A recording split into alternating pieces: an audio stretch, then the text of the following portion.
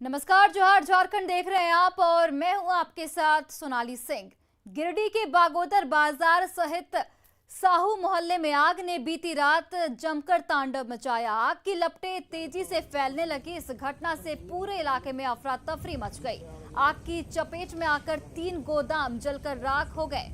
आग धीरे धीरे फैलती गई और देखते ही देखते वहां रखे लगभग 10,000 कैरेट सब्जियां जल गई, जिससे लाखों रुपयों का नुकसान हो गया है। स्थानीय लोगों के प्रयास से आग पर काबू पा लिया गया है। आग कैसे लगी, फिलहाल इसका पता नहीं चल पाया है। तो तस्वीरें आप सबके सामने देखिए। गिरिडीह से ये तस्वीरें आपको दिखा रहे हैं, जहां पर साहू मोहल्ले में भीषण आग लग गई और इसमें लाखों का नुकसान हो गया। सब्जी गोडाउन जलकर पूरी तरीके से राख हो गई है। हालांकि राहत की बात ये रही कि जल्द ही इस आग को बुझा लिया गया स्थानीय लोगों की मदद से। बगोदर साहू मोहल्ला निवासी श्री प्रकाश राव के घर के बगल में जो आगजनी की घटना हुई यह काफी दुखद है। घटना की भयावहता इतनी थी कि आग की लपटें लगभग 2 मंजिला इमारत तक छू रही थी। वही देखिए, गिरिडीह में मधुमक्खियों के हमले में दंपति की मौत हो गई। जितपुर पंचायत के करमाटाड़ की ये पूरी घटना बताई जा रही है। बताया जा रहा है कि पति पत्नी जंगल में गाय बकरी चराने गए थे। इसी दौरान मधुमक्खियों के झुंड ने उन पर हमला बोल दिया।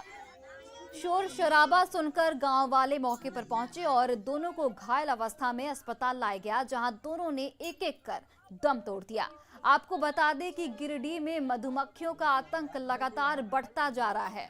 करमाटाड़ के अलावा गांवा और तीसरी प्रखंड में भी मधुमक्खियों के हमले में ग्रामीण दहशत में हैं और लोगों का जंगल में आना जाना बंद हो गया है। पिछले कुछ महीने में 10 से अधिक लोगों की मधुमक्खियों के हमले में मौत हो चुकी है। वहीं इस पर रोक लगाने के लिए कोई कदम प्रशासन की ओर से नहीं उठाया जा सका है।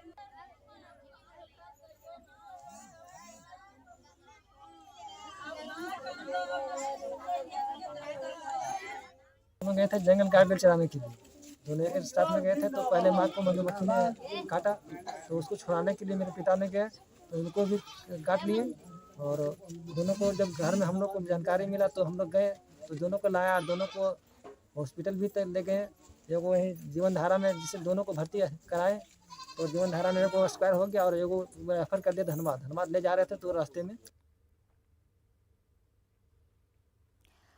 वही देखिए, अगर बात करें मधुमक्खियों की तो पृथ्वी पर मधुमक्खियों को ही सबसे अधिक अनुशासित और सामाजिक प्राणी माना जाता है, लेकिन इनका हमला भी बेहद खतरनाक होता है। आइए आपको एक एक करके बताते हैं कि मधुमक्खियों के हमले से बचा कैसे जा सकता है। जहां मधुमक्खियों का छत्ता हो वहां धुआं ना करें, छत्ते के आसपास हल्ला ना करें, इससे आप मधुमक्खियों के हमले से बच सकते हैं। मधुमक्खी दिखने पर शांत रहें। वहीं देखिए, हमला होने पर तेजी से सुरक्षित स्थान पर जाएं। अगर मधुमक्खी आप पर हमला करता है तो विचलित ना हो और सुरक्षित स्थान पर जाएं। ग्रामीण क्षेत्रों में पूरे कपड़े पहने। हमला होता है तो मुंह ढककर भागे ताकि आपके चेहरे पर मधुमक्खी हमला न कर पाए। जख्म अगर हल्का हो तो भी मिट्टी का लेप लगा लें और जहां मधुमक्खी ने काटा वहां लोहा रगड़ें, जिसकी वजह से उसका प्रकोप कम होगा। जख्म गहरा है तो फौरन डॉक्टर से संपर्क करें। रामगढ़ के बड़कागांव प्रखंड के हाहारो नदी पर पुल नहीं है। ग्रामीण अपनी जान जोखिम में डालकर उफनती नदी पार करने को मजबूर हैं। नदी से होकर झिकजोर, बरसो पानी, उरेज, देवगढ़ समेत 1 दर्जन गांव के लोग आना जाना करते हैं। इस साल नदी पार करते हुए 3 लोग बह गए। इनमें से 2 लोगों का शव कई दिनों बाद मिला, जबकि तीसरे व्यक्ति का शव आज तक नहीं मिला है। गांव में किसी के बीमार पड़ने पर सही समय से इलाज नहीं मिल पाता है। ग्रामीण सालों से पुल की मांग कर रहे हैं, पर अब तक पुल नहीं बन पाया है।